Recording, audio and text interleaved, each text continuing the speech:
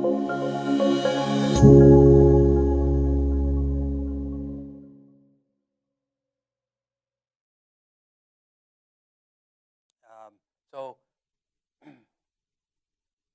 today I'll share with you a bit of my study, what exactly I did, how I did it, what I discovered, and particularly your greatest opportunities to capture untapped market.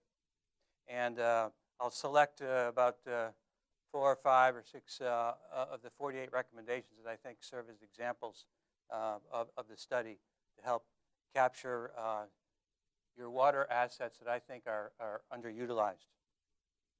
So what did I do? The study took about 9 months, from July 2017 to March of this year. I divided water-based recreation into 3 major markets: motorboaters, non-motorized recreation, and anglers.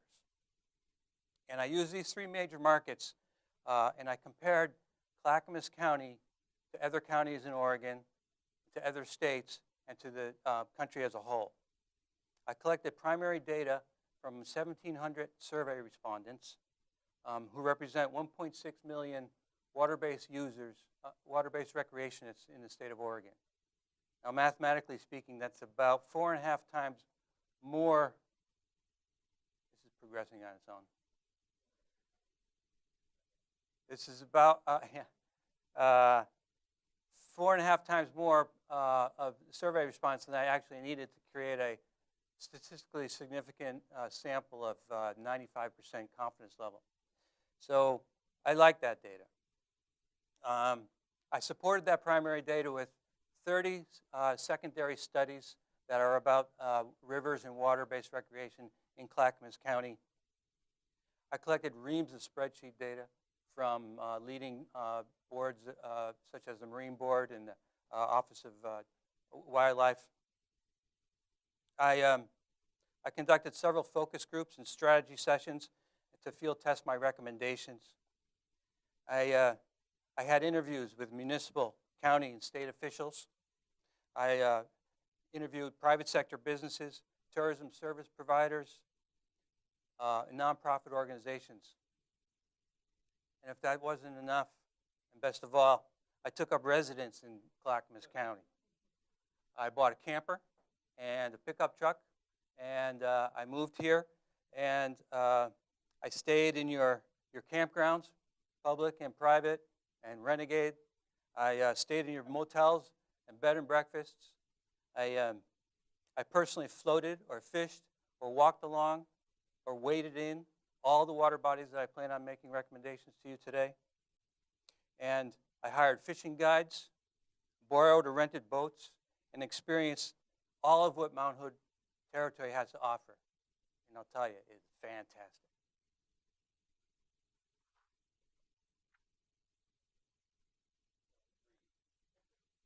So, what did I find?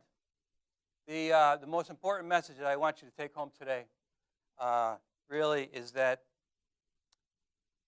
Clackamas County's water bodies are as good or better than the state average.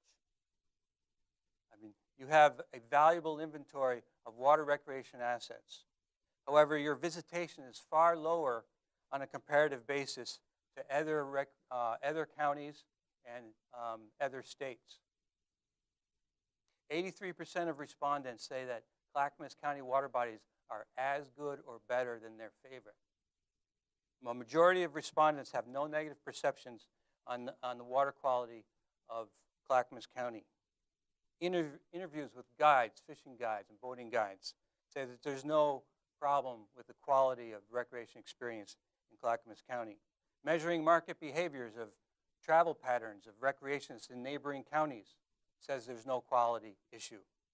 And my own personal and professional experience says there's no quality issue here. I've been a river rat for 30 years. I'm a former river ranger. I'm the past president of the River Management Society in the Northeast. I've traveled across the country 3 times with my canoe, fishing and paddling on rivers and streams across the country. And I'm here to tell you Clackamas County's water bodies are excellent. There's no quality issue here. However, 86% of all water-based overnight stays are produced by anglers. But Clackamas County will only collect 2% of that. Over 25% of Oregon's residents who call themselves water recreationists have never been to or don't even know where Clackamas County is. And remember, that's 25% of 1.6 million people. So these are big mysteries to me. My report goes into some detail about why this is so, and I rely on everything from personal interviews to statistical analysis to try to figure it out. And my recommendations are based on trying to change these influences.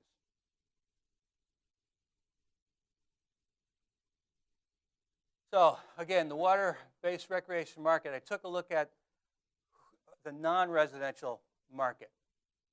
So the chart on the right shows you non-residents and by sport.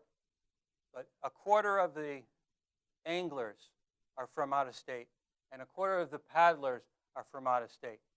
But the map on the left will show you that the anglers come from all corners of the United States, while the 25% of paddlers come from just over the border. Motorboaters are pretty much local, mainly because they're with motorboats. So each water recreation market has its important role to play. Anglers, as I've said, they spend the most overnight stays, and they generally lead to the most spending. They're also the largest group in total numbers. Nonetheless, paddlers and motorboaters are an important part of the water-based tourism. They're here to generate a buzz. The paddlers in particular, they're the first to try new products. They'll create new activities. They'll invent new sports. Think of stand-up paddle boarding. It wasn't around 6 years ago. They keep things fresh. So they're on the opposite spectrum of say, fishing, which is a very traditional old sport. So while paddlers and motorboaters may not spend as much overnight stays, they do stay overnight, but not as much. They're still very important in attracting non-residential visitors, mainly because when locals are enjoying themselves, non-residents want to get in on the action. So locals enjoying themselves attract visitors. So basically, your three groups here, the anglers, they're the old money bags. They got money, and they've been around forever. Paddlers, they're the early adopters, if you will. So they'll try new things. And motorboaters, they're the socialites and the connectors, like this boat club at Boone's Ferry. So when they come to Oregon, where are they going? Well, the Columbia River attracts 30% of all flatwater paddlers in the state. So whether you're an Oregon resident or out-of-state resident, 30% of them are going to go to the Columbia River Basin to do flatwater paddling. Clackamas County only attracts 8% of that, 8.7% of that. The Deschutes attracts 41% of all the whitewater market. Clackamas County attracts only 9%. And it's so close. And the whitewater on Clackamas River is far better than the Deschutes. 44% of all anglers will head to the Deschutes or the Columbia, while any Clackamas County river registers less than 5% of the total market. Now, I put this graphic up because I wanted to put it on a map. The most important point here is how close the major markets are to Clackamas County and Clackamas rivers. I mean, they are within an hour drive in some of them, or a few hours drive, and some of the quality, like in whitewater, exceeds where they're going. So it's not a since we know it's not a quality issue,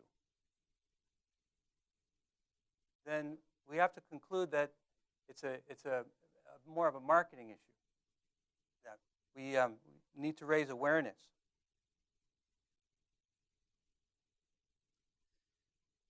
The economic potential for Clackamas County and for Oregon can be calculated in a certain way here. What I did if you take all the non-resident anglers and for the whole entire United States, and you distribute them to all the states in a proportional manner based on non-resident angler days, then you can calculate whether you are capturing more or less than your fair share of the non-resident angler market. This is what I did. So here, Florida has 17% of the nation's non-resident anglers. People are going to Florida to fish. And then when they stay there, about 17%, they're generating 17% of the non-resident angler days. An angler day is one person going for one day.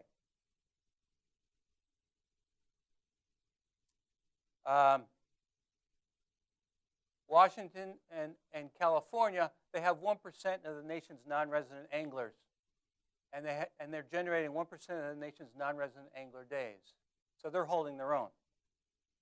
Idaho and Wyoming have 3% of the nation's non-resident anglers, but they're capturing 6% of the non-resident angler days. In other words, those people going to Idaho and Wyoming are staying longer. They're having larger party sizes, and they're likely, as a result, spending more money. Oregon is in the opposite situation. Oregon has 4% of the nation's non-resident anglers, but they're only capturing 2% of the non-resident angler days, which means people are staying twice as less as what their fair share should be. They're leaving sooner, or their party sizes are smaller. They're not staying longer.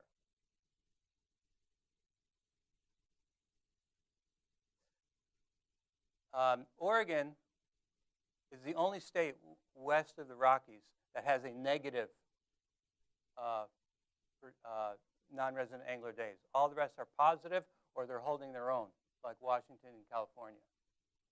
However, Oregon, when they do come, they're spending disproportionately more money in Oregon. So Oregon ranks number 7 out of the 50 states for the most spent by non-resident anglers. So when they come, they're spending more money. You just have less party sizes and less numbers of people. So it's not a quality issue. They're coming, they're spending money, they're having a good time. But they're just not staying as much, and you're just not capturing your fair share.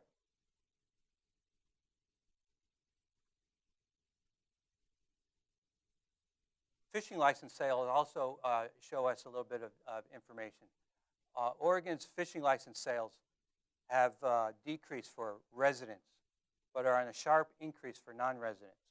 So we know that people are buying fishing licenses and they're coming to Oregon from out of the state.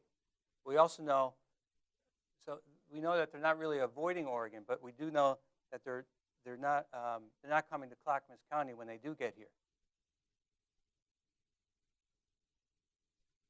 All told, analyzing this data, this is just non-resident anglers, but also on paddlers, motorboaters, all recreation. When I look at the data and go through all of this, I have to give you some sort of target. And based on my calculations, I think your economic potential is about twice what you're getting now. So you currently have visitation of 1.5 million visitors, or 84,000 overnight stays. You can double that. And the report provides extensive detail on the demographics of market profiles of certain types of folks that you should be targeting. Now, the Willamette Falls is one of your greatest assets. It's also a very high-profile asset. It's received much attention. So it's easy to get absorbed by the falls itself and ignore all the other water-based assets. So my report provides a lot of information and recommendations how to take advantage of the falls, but it also looks at all the other water bodies in the county. One such issue on the falls is the locks itself. I know there's a lot of conversation about the locks, a lot of information out there. I needed to find a balance between addressing the issue of the locks and not letting it take over the entire study. So what did I do? I read everything that's been written on the locks, particularly the economic impacts, the environmental impacts, all the studies that have been done. And then I asked two simple questions. First, I asked people, would you go through the locks if it was built? Would you travel through the locks at no cost to you? And 16% of the state said they would, which represents about 167,000 people. 29% said no, and 55% said maybe. So then I asked the question, second question, okay, for all those who said yes, how much would you be willing to pay at $5, $10, $15, and $20 increments? And so there are some that wouldn't pay anything, and they dropped off. And I did this to try to generate some idea of how much traffic would go through the locks. Based on a lot of information, past and present, and in my study and my primary data, I estimate there's about 15,000 people that will go through the locks annually. And that would generate, depending on how much it costs, between $160,000 and $300,000. Now, there's a lot of studies out there, and I read them all. And as a consultant, I wouldn't put my neck out and say 15,000 is a number that's just for the fun of it, because I'm fully aware that this is an order of magnitude greater than any other study you'll read.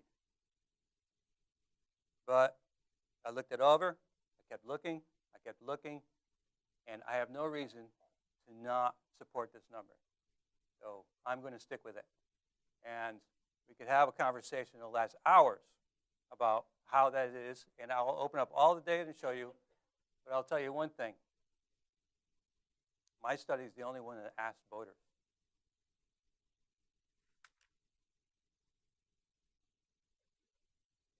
Forty-eight recommendations in 5 categories. Physical improvements, that basically means what you obviously assume, infrastructure changes that would attract water-based tourism. Community connections is a sort of a large umbrella group of recommendations in which I try to generate something I call the urban-river interface. Let me explain that jargon for a minute. For hundreds of years, rivers have been used for transportation and then moved on to a means of production, for power generation, for electricity generation, and finally for, in the mid-century, unfortunately, for a depository for industrial waste. But rivers are still a very important part of our economy. And slowly, as they get cleaned up, they're starting to become valuable assets. They're starting to improve real estate. They're starting to attract people. They're starting to provide recreation for visitors. And so the urban-river interface is an umbrella term to try to reorient towns and cities towards the river, to change the flow of commerce from Main Street to to the river. So I have several recommendations on that. Putting Clackamas County on the map, or improving the experience is the next group. This refers to just changing the whole experience of rivers and fishing and boating in a lot of different avenues. I'll get into that in a minute. Putting Clackamas County on the map is providing a whole range of marketing efforts that will bring Clackamas County into a full awareness. And finally, institutional organizational recommendations. But before I get into that, I'd like to just talk about what you're doing right. Because my efforts and my recommendations are not really based on out of the blue. They're really built on what you're already doing right. I mean, you're already putting physical improvements by improving campgrounds like at Barton or boat launches at Heb Park. Municipalities are connecting people to the water, like what's happening in Milwaukee and Oregon City. Existing outfitters are improving the experience by changing a range of exciting opportunities. And the Mount Hood Territory DMO is putting Clackamas County on the map with constant improvements to its marketing and branding and water trail guides and its major rivers.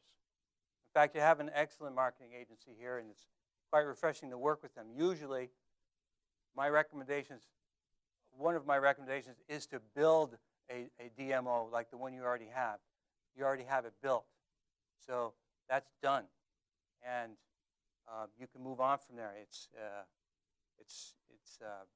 really great to have that as a tool to talk with. We had a great conversation today about how to take these recommendations into the next step of marketing. But more could be done. This is a picture of me doing my homework in one of your renegade campgrounds.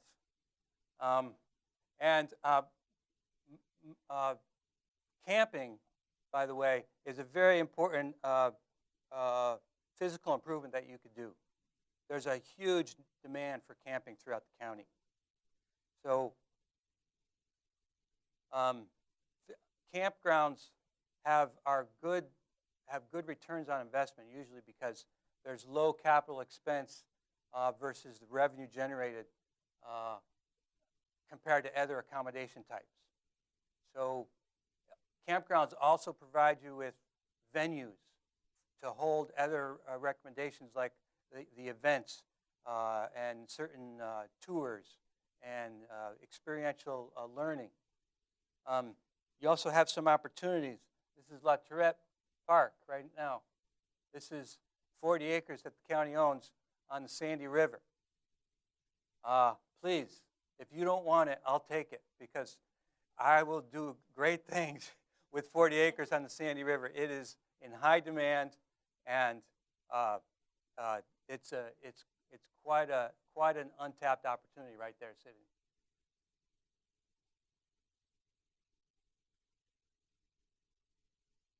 Physical improvements also mean building on your existing efforts. So you have Wagon Wheel Park that needs some upgrades, other upgrades throughout the county. So start with what you have and build up on it. There's a demand for it.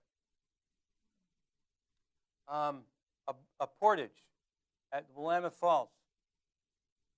I know that this is not, it's a lot easier to say than do. Believe me, I floated from county line to county line down the Willamette River, and I had to portage that in a drift boat. It wasn't easy. It involved trailers and the highway and everything. So I understand what I'm recommending is not some easy thing, but that doesn't mean it shouldn't be done. It's really important. It would be a really important asset for water-based recreation.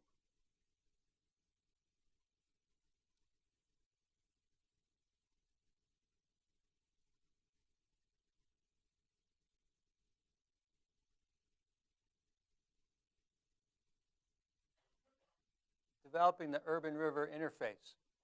one recommendation here that I want to make is actually a little bit of a physical improvement, but it's also connecting the urban river interface. This is a recommendation to connect Milo MacIver State Park with Estacada with a pedestrian bridge. 400,000 people go to Milo MacIver each year, and hardly any of them end up in Estacada Main Street. So if you were to connect the two, there would be a fantastic economic development boost. I did a recent economic impact study of a state park in Vermont, in a small town similar to Estacada. A one-day opening of a park generated 2,200 people, and spending was $150,000 in that one weekend. Imagine what 40,000 people to Main Street Estacada would do to the economic development of that town. So I haven't done the return on investment for putting a pedestrian bridge there, but I've done a lot of cost-benefit analysis for similar examples. For upgrade park on the Adirondack River, up in the Adirondacks on the Hudson River. I did a cost-benefit analysis for a county government up there. They wanted to know if we spend $1 million, will we get our return? And the upgrade to this park would give them a return on investment. They would break even in 3 years. And the lifespan of that infrastructure would last 20 to 30. So these kind of improvements can really pay off in economic development lingo. Rebranding.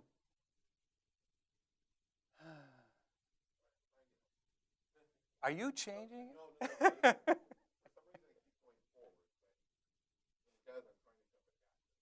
Rebranding the experience. There's a lot of opportunities to create new products throughout Clackamas County and take the lead on new products. Family-friendly fishing tours is something that you don't really get. It's hard to find. It's hard to buy. You could take the lead on that. Capturing niche markets, nature photography, and underwater photography, and underwater scuba is river scuba is a lot of fun. It's very new. Clackamas County could start taking the lead on some of these new products. Rebranding the fishing experience. You know, the number one reason people go fishing is to spend time with their family and friends. The second reason is to relax. The third reason is to improve on skills and get some exercise. Nobody cares about catching a fish, but every except me, of course. But every marketing message out there is showing dead fish, you know. And so I'm asking the DMO to try to move the conversation to rebranding the fishing experience, to open it up to people and change the expectations, just to get out there and enjoy the nature of Clackamas County.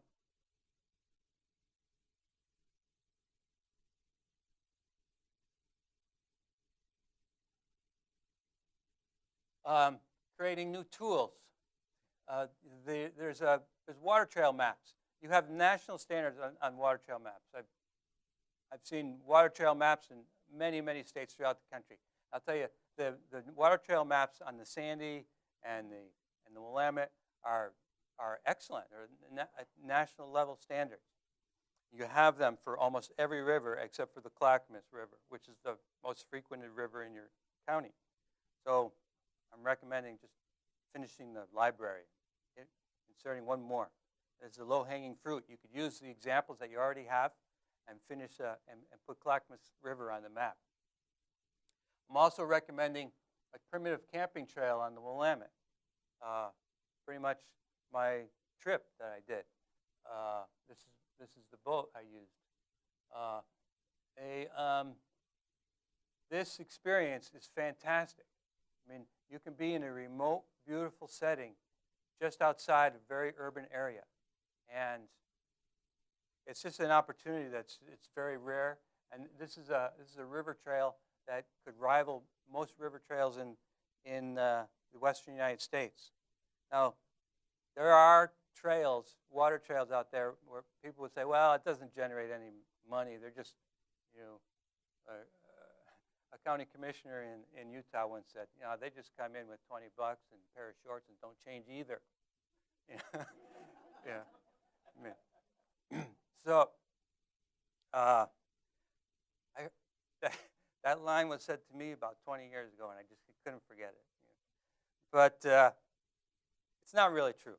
The Boundary Waters Canoe Trails in northern Minnesota generates 150,000 visitors, and they generate $57 million in local spending. The Northern Forest Canoe Trail goes from Adirondacks through northern Vermont, New Hampshire, and all the way to the coast of Maine. It generates 90,000 visitors a year and $12 million in local spending, and supports 280 jobs. The Congaree River Blue Trail in Columbia, South Carolina is 50 miles long. The trail attracts 110,000 people and generates $5 million in local spending and 66 jobs. So these primitive trails actually do generate local spending. It's just hard to identify where it goes. Doesn't mean it's not out there.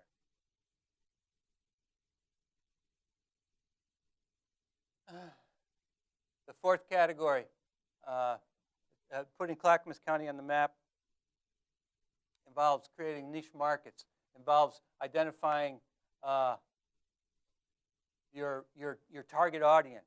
This is a map of 7 different household types that should be targeted for the next 10 years or so to try to recruit them, attract them to Oregon.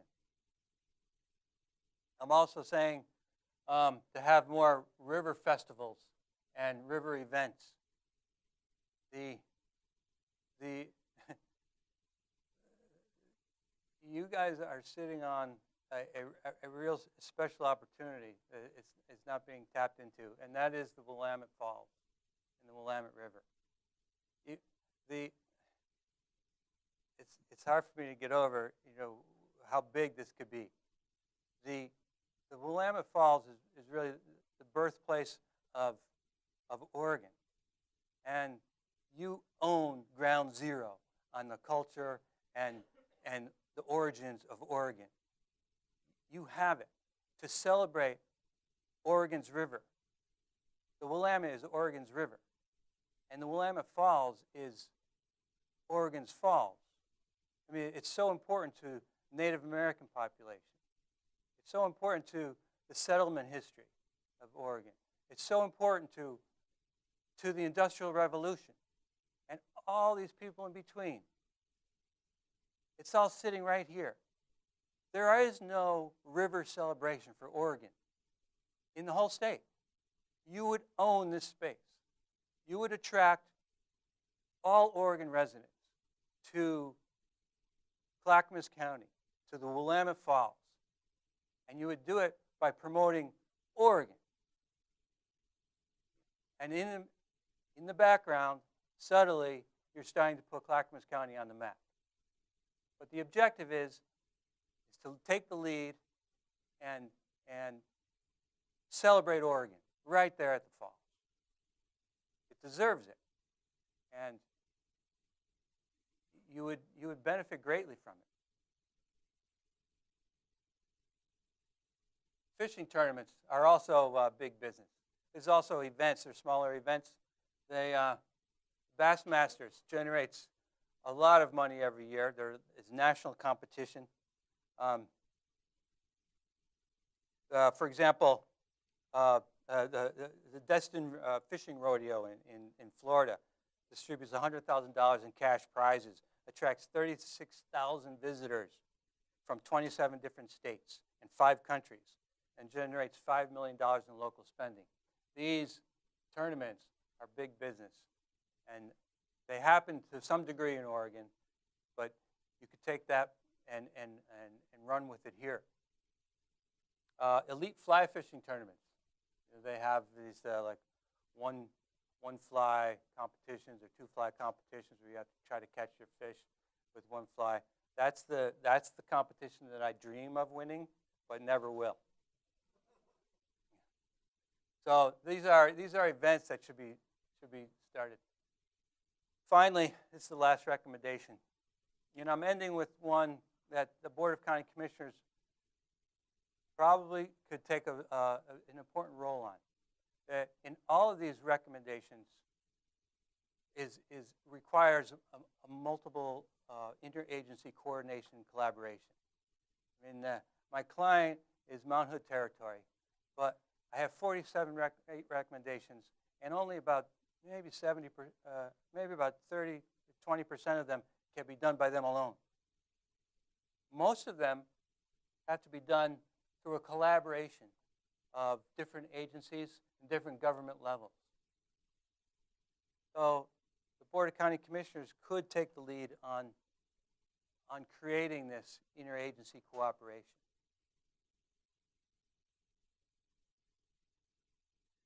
So that's basically what I have for you today. You have high quality, really high quality, but underutilized water tourism assets. You're not marketing them, you're not leveraging them to their full economic potential.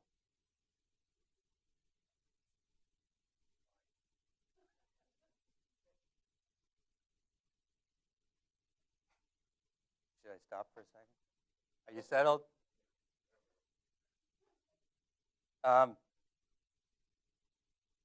So,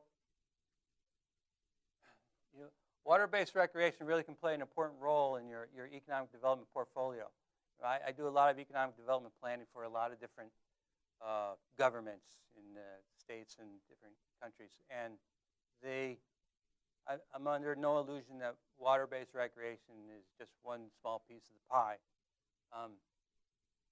but it's an important one, and it's one that could really offer you a lot because it's untapped, and you have a huge untapped market there. So, and I've given you about 48 recommendations and a small roadmap to try to capture them. So I hope you take this ball and run with it somehow. It's all yours now. Thank you for having me. Thank you, Michael. So I also just wanted to mention before we move on, a lot of appreciation for Jeannie Panchel on my team, and as well as Samara Phelps, who worked quite a bit with Michael on these, and up early and staying up late to get it done. So I really appreciate that and the efforts that they've made. And we're going to open it up to questions and discussion for a little bit if you're interested in that. But we would need to send around this microphone or one like it because we have it on video. So I don't know, Jody, if you have anything or if the board wants to begin by asking Michael anything about the research or his recommendations or anything of that nature.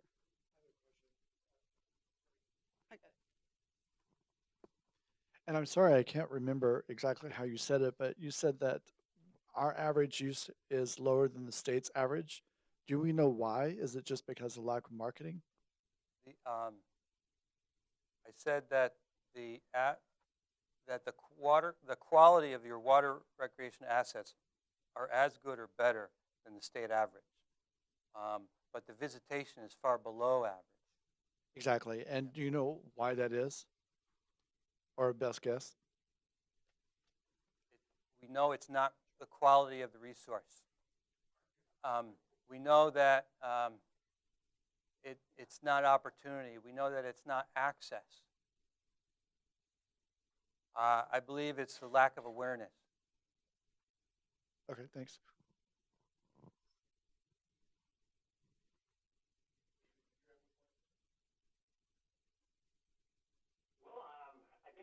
Opportunity. I really think that I just need to take a look at some of the work that's already done a lot closer. And when I get back, look at the information that he shared, because he brought so many potential opportunities. I really want to see the work that we've done at this point, and then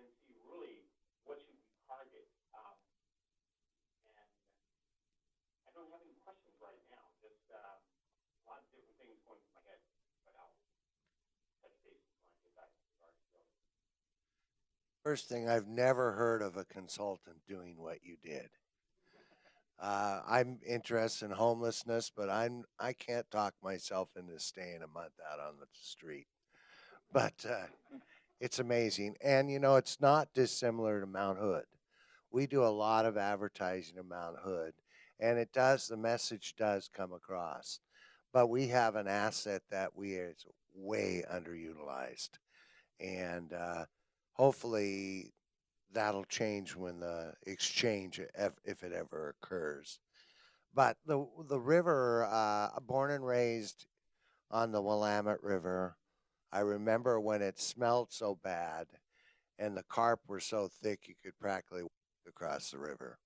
So we've done a lot to improve the river, and uh, it's obvious to me that the word isn't out. Um, you know, the Clackamas River in the summer has thousands of people on it who don't care much about it and litter a lot. Mhm. And we've been working hard to get that message out. The one thing I hadn't heard, and I'd have to actually see the map, is the walking bridge that you suggested to Malala. No, to Estacada. Oh, in Estacada. Yeah, I get that. Yeah, okay. Estacada.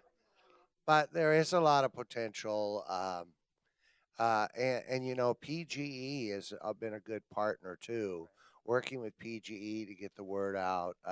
Recently went to a power station that they're putting a whole bunch of money into redoing, and coordinating with them. I know you've done some of that in Estacada.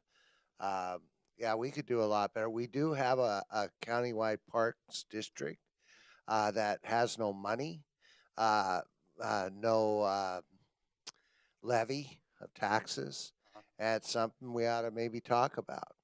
We have some hot springs that are sitting there beside a river that nobody knows about. And we have some overutilized hot springs, but um, I look forward to reading your report and seeing what the county commission can do to, you know, speak louder. Okay. I concur with PG&E. They were very helpful in offering me data and information, and I do know that they've been upgrading campgrounds along the Clackamas, or actually some campgrounds, but also access, and they're doing a good job. Well, I just want to thank you for the deep dive that you did into water tourism. There's a lot of different elements, and there's a lot of data here and a lot of recommendations. I know the county was involved in a Willamette Falls festival-esque thing for a couple years, and it was a heavy lift, and it was pretty challenging. And so, as excited as I am about some of these recommendations, I'm just curious, like, if you were to like pick the top three, maybe, or above and beyond just the festival. Are there any others that were at the top of your list that you thought were low hanging fruit? I mean, I think the Clackamas River Water Trail map is would be a great one. But other than that, and potentially the festival, can you speak to just a couple others that you thought were really good opportunities? Oh, that's tough. I think I listed them, but uh, I think increasing camping would give you some revenue, meet a actual demand in water-based tourism, and start attracting more people. So it helps pay for itself in accommodation, but when they're here, they start to spend more money. So that increased camping can happen at a lot of different places along either Sandy or the Malala or the Clackamas is pretty much good, but I do think that pedestrian bridge would help one small town, but I mean it's just a huge differential between the potential and for a small local economy. Any other particular like marketing specific specific, you know, strategies that have been effective in this area, you know, that you've seen since you've worked in so many different places? Sorry, it's a little follow-up, separate question.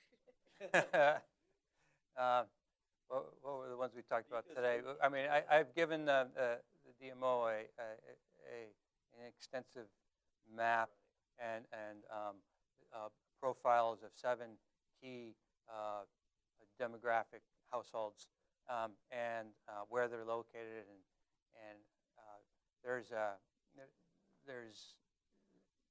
I think the attracting the family-friendly opportunities, lowering the barrier of entry. A lot of water-based recreation is intimidating. You know, fly fishing is just not user-friendly. I mean, you know, it's intimidating to walk into a fly shop. Paddle boarding, you know, I mean, there's an expense there. I mean, you're in the business, so you know that, you know, what you're doing is you're trying to get, you are opening up to more markets. So, yeah, just trying to get it to be more family friendly and integrated. And, you know, if you come to an accommodation business in Clackamas County and you want to go fishing, you can't ask the hotel. They know nothing. If I want to, if I hire a fishing guide and come out here to go fishing and say, oh, geez, I need a place to stay, you can't ask the guide where to stay. You know, they're just not talking to each other. But you know, most anglers stay overnight, so they need to stay somewhere. So there's an opportunity there for connection. I had a question on your one slide there where you saw the potential there for doubling our visitation, the 4%, 2% utilization of Oregon's rivers. And I'm just kind of wondering, you know, with your experience, how much climate has something to do with some of your comparisons. You know, I do note that, you know, from being in other areas and other states and rivers, that areas that are more arid seem to attract a lot more water recreation, typically. Angling is seasonal, you know, and I do know that during the summer on hot days, we have sheriffs out there directing traffic to the Clackamas River. It's so overutilized, right? At that one point in time. Yeah. Of course, in the wintertime, there's no one out there, almost. So I just wonder how much climate actually has something to do with it. Knowing, being on the Deschutes, the Rogue, Marcola River, other rivers, that there seems to be some kind of an association to climate. There is, and I know Sam was mentioning this the other day, and to some degree there is an association to climate. However, you are talking about outdoor sports. The ski industry has to deal with this all the time. They market skiing regardless of how bitter cold it is. And, you know, and I'm from the Northeast United States, and it doesn't get any more brutal than that. And so there are viable businesses operating out there in that outdoor recreation space that are you know, they're dealing with the market, they're dealing with the environment. So in my last fishing trip, you know, I hired a guide and we went up to the Clackamas, and it just poured all day long. But I was out there having a great time, and I think it's just sure it's a lot easier if you have, you know, Chamber of Commerce weather every day, but you just don't get it, and it's just part of the business.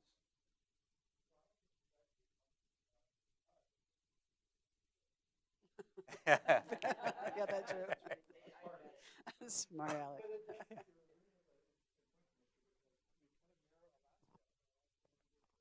Well, and I'm sorry.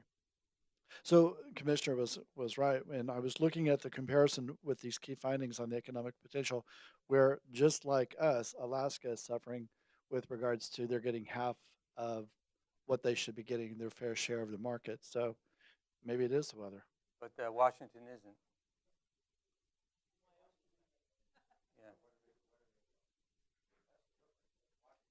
Well, actually, what you need, no, the question, Reputation. you really need to analyze what Idaho and Wyoming are doing.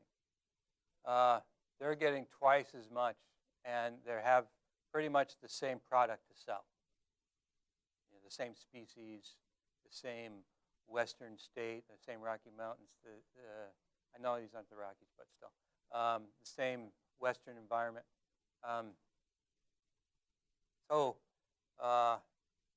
I think the real interesting question is what's Idaho and Wyoming doing to capture twice as much as their fair share of overnight stay. Well, with that, I think we're going to have to wrap it up. And again, Michael, thank you so much. And he will be at various places throughout the county over the next week. And if you are interested and want to attend those, we have those sessions available for you to check in on. But thank you very much, and it's been a long road, I know, and we're looking forward to figuring this out. And it will be, we're going to be building toward the retreat and how we would utilize some of these ideas. Again, the Board of County Commissioners are invited to the retreat, and this may be, again, a topic that we will cover and try to get more direction and more reporting on as we look forward to how we implement these ideas and recommendations into the future. So again, thank you. And from that, so let's hear it.